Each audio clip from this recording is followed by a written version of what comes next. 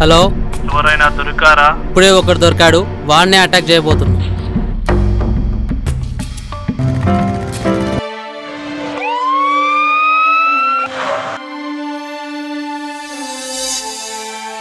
ఏంటిది? అరే గుడ్డి నా కొడక, కాసేపు ఆగి చావచ్చు గారా. నీలాగా పని పాటలేదు అనుకుంటున్నావు మాకు?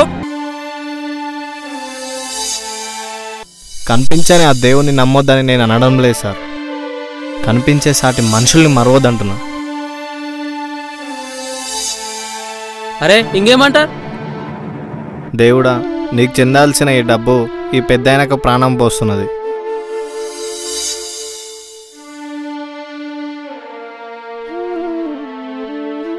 మనిషి అంటే అలాగే ఉండాలి.